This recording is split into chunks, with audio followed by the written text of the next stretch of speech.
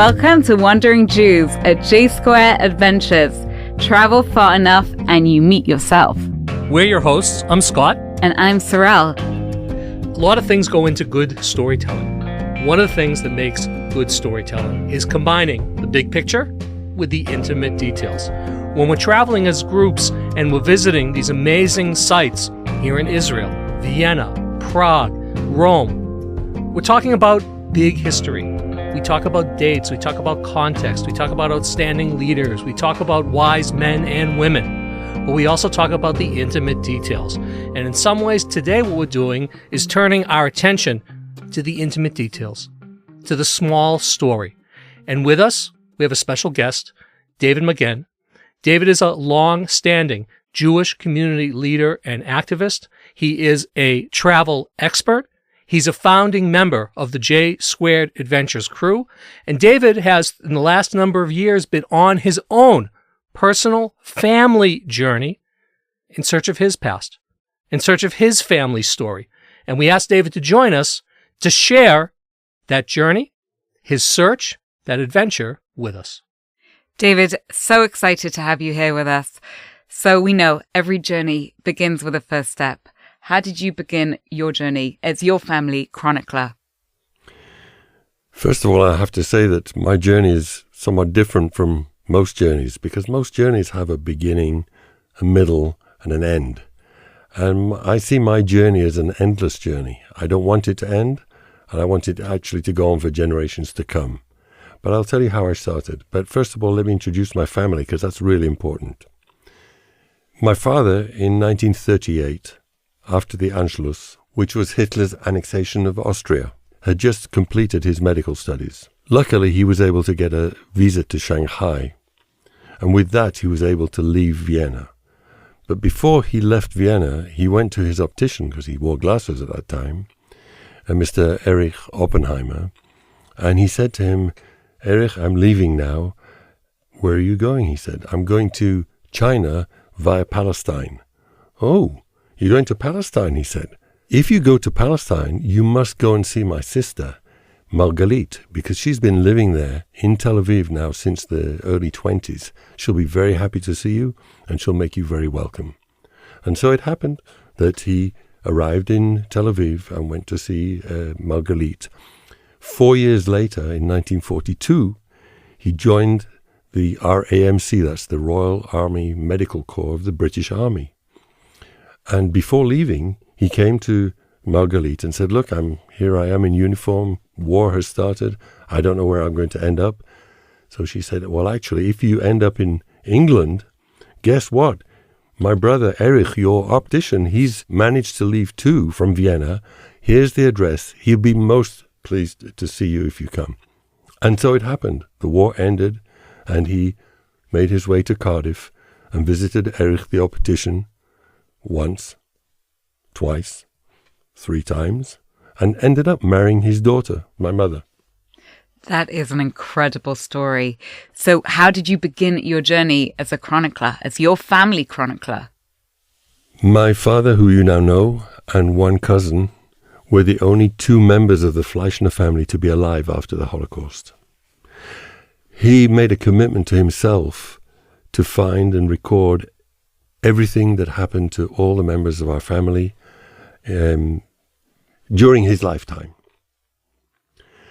And I feel committed in the same way, first of all to my father and also to all those who perished, to follow his lead and to do as much as I can. And that's really how it all began.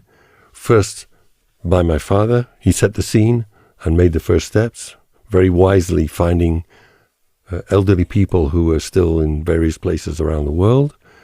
And then I jumped in at a later stage. So I think you mentioned to me before we actually started recording, David, that you began your journey in about 2020. So that was Corona time. Indeed.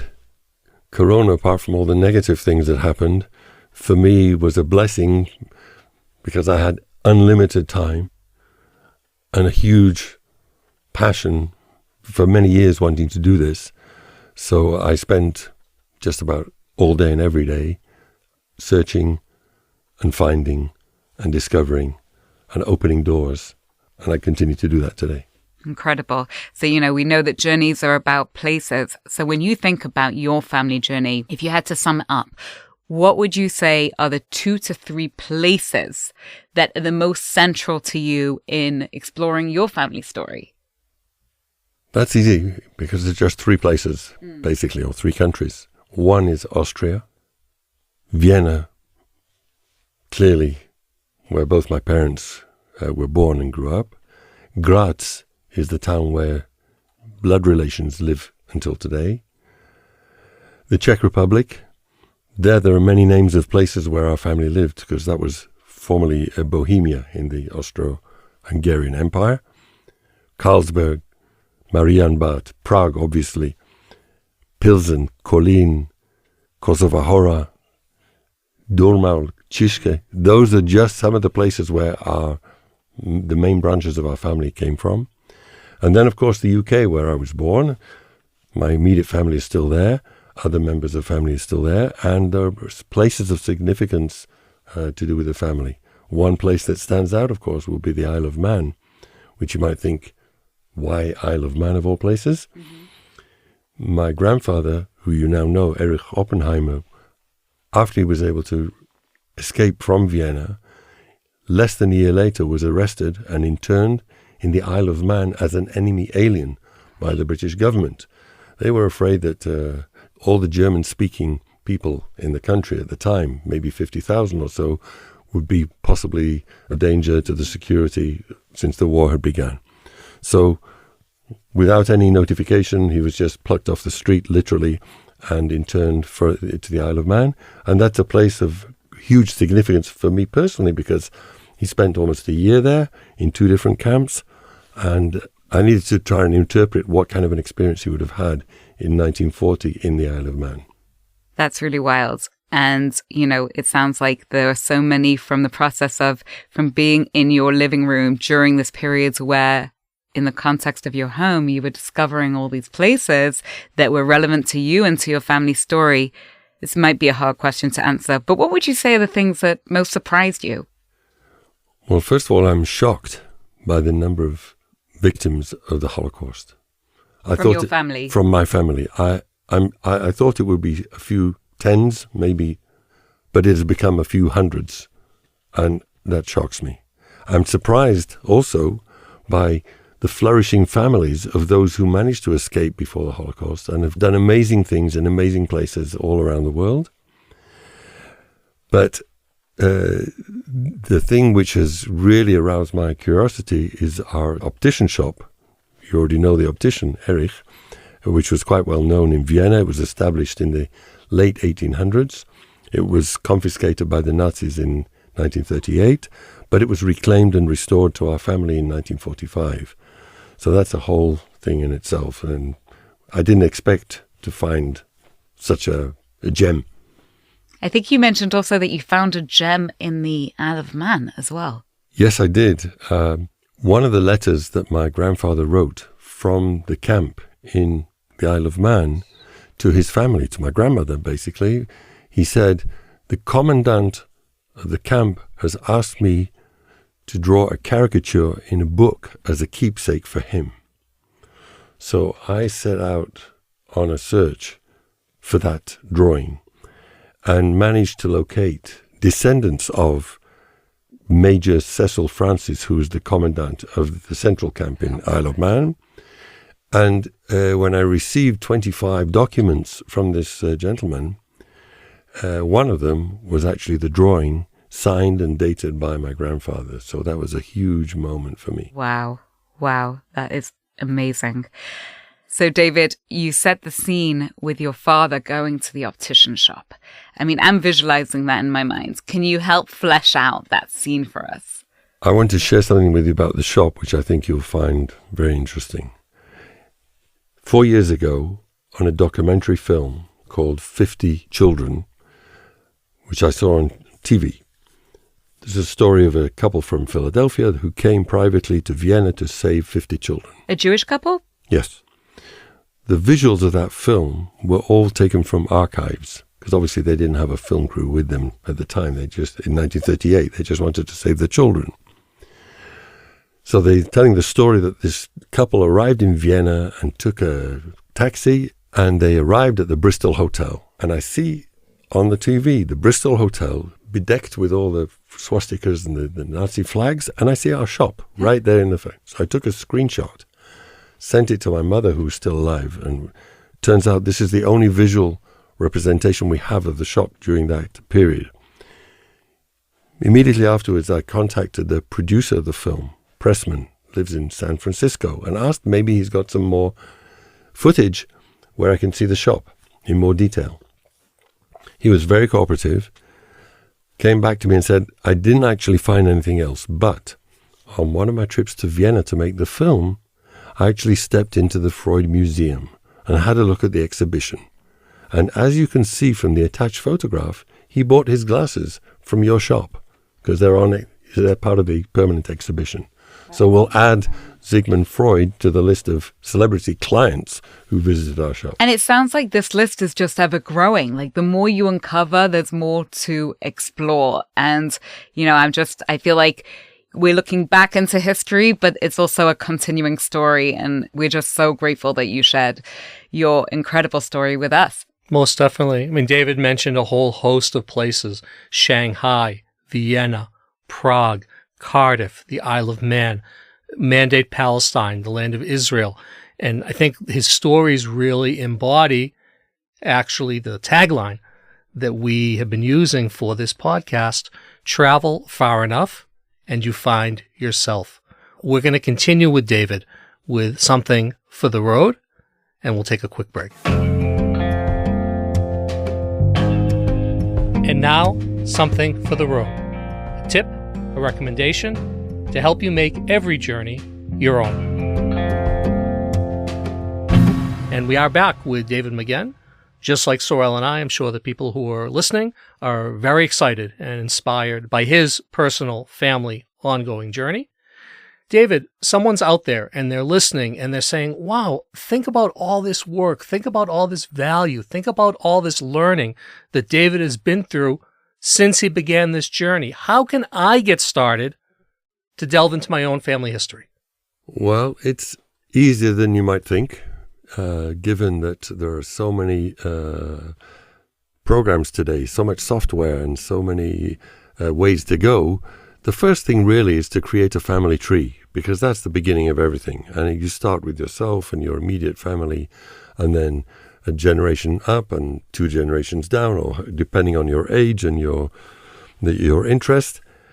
There are a number of commercial companies that will take care of that. My particular tree is on MyHeritage. I'm not getting any credit for saying that, but it's certainly one of the biggest and encompasses literally billions of people.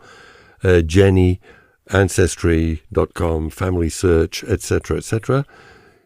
Most of them are free for some level of interaction, but if you pay a small subscription, then you'll have more resources to access. Next is to find archives and use them. Most archives today are digitized, so it's easy to get access to that information. I have to say, though, I'm particularly fortunate that my family history in all directions is in a part of the world where archives exist and have done for hundreds of years and can be accessed, and information is easily available. It's not the same situation for people whose families come from, I'm going to say, further east, Poland, Russia, the former Soviet Union, etc. And then the most important thing is to travel, to go there, to see the places, to feel them, to feel the energy of those places. I talked about the Isle of Man. I stood in places where my grandfather had stood, had slept, had eaten, and I felt his spirit, his energy. These are moments that can't be created in any other way by actually being there. One piece of advice: do your homework first. Don't go cold. Be prepared, do homework, find where you want to be, look at maps, connect with people, local people that can help you, translators where necessary, and enjoy every moment like I do. That's amazing that you've shared with us like these tips that we can take away with us. If you had to encapsulate in one sentence what you have taken from this journey, what would you say? From time to time, I make what I call a discovery. I'm just discovering things which existed. I'm not inventing them. But those moments when something comes together and I find somebody and actually connect with that person or find a piece of information, like the caricature that I mentioned in the podcast, for me that was a moment of extreme self-satisfaction, happiness, and any other word to describe how I felt at the moment. So it's for those moments that I continue to do what I do. And if you knew me during my school days, you'd probably remember that you didn't see me in the history class too often because I hated it more than anything else. I found it completely irrelevant. Today, I can't get enough. I dive in, and every piece that I discover is a new period of history which I don't know anything about, and I enjoy learning about it. So powerful. David, we cannot thank you enough. We are thrilled, honoured and humbled to have you with us. And I personally am inspired to do some exploration and discovery of my own. And we cannot wait to hear updates about your ongoing story. Thank you so much. Thanks for listening. Dive deeper into the world of travel on our J Squared Adventures website. That's j2adventures.com. And stay in the loop with our latest adventures on all our social media platforms, Facebook, Instagram, and LinkedIn, all under J2 Adventures.